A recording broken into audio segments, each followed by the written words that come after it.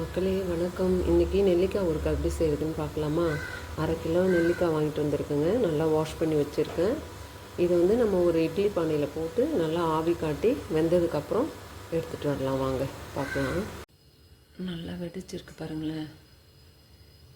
இப்போ எடுத்து நம்ம பொடி பொடியாக கட் பண்ணி மீதி இருக்கிற ப்ரொசீஜர்ஸ்லாம் பண்ணுவாங்க.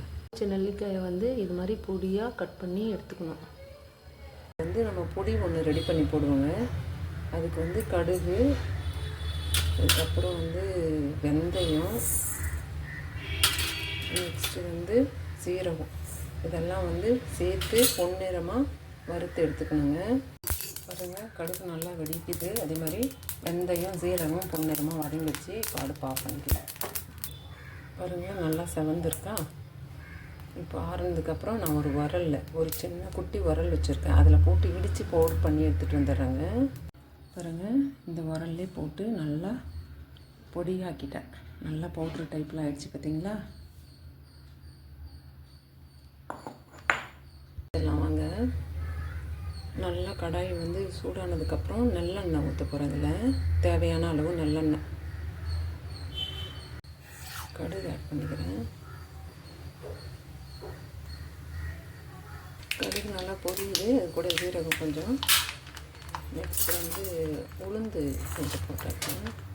கொஞ்சம் பெருங்காயம் சும்மா கொஞ்சோண்டு போட்டுக்கிறேன். கட்டி பெருங்காயம் வாசமாக இருக்கும். அதனால நம்ம கட் பண்ணிட்டு ஆட் பண்ணிக்கலாம். தேவையான மிளகாய் பொடி ஆட் பண்ணிக்கலாம். இதுக்கு நான் வீட்டு குழம்பு மிளகாய் பொடி தானே ஆட் பண்ணுறேன். ஏன்னா காரம் நான் எடுத்துக்க மாட்டேன் அதிகமாக. அதனால் உங்களுக்கு எப்படி தேவைப்படுதோ நீங்கள் கார மிளகாத்தூள் கூட ஆட் பண்ணிக்கலாம். உங்களுக்கு தகுந்த மாதிரி எடுத்துக்கோங்க.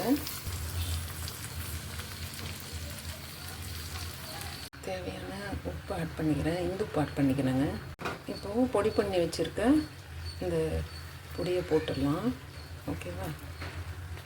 இந்த நெல்லிக்காய் ஊறுகாயில் விட்டமின் சி இருக்குதுங்க. அதனால் நம்ம அடிக்கடி இந்த மாதிரி ஊறுகாய் டைப்பில் செஞ்சு சாப்பிட்லாம். இல்லைன்னா ஜூஸ் போட்டு குடிக்கலாம்.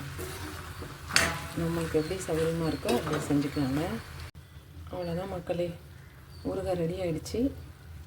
இது நல்லா கூல் ஆனதுக்கப்புறம் நம்ம கண்ணாடி பாட்டிலு அப்படி இல்லைன்னா பீங்கான் பாட்டிலில் நல்லா ஸ்டோர் பண்ணி நம்ம வச்சுக்கலாம். நமக்கு டெய்லி எவ்வளோ தேவையோ அவ்வளோ எடுத்து யூஸ் பண்ணிக்கலாம். நம்ம விட்டமின் சி இந்த நெல்லிக்காயில் நிறையா இருக்கிறதால நம்ம அடிக்கடி இதை எடுத்துக்கிட்டால் நல்லதுங்க. இந்த வீடியோ உங்களுக்கு பிடிச்சிருந்துன்னா லைக் பண்ணுங்கள், ஷேர் பண்ணுங்கள், கமெண்ட் பண்ணுங்கள். மெயினாக நீங்கள் செஞ்சுட்டு எப்படி இருக்குதுன்னு சொல்லுங்கள். Okay, see you next video.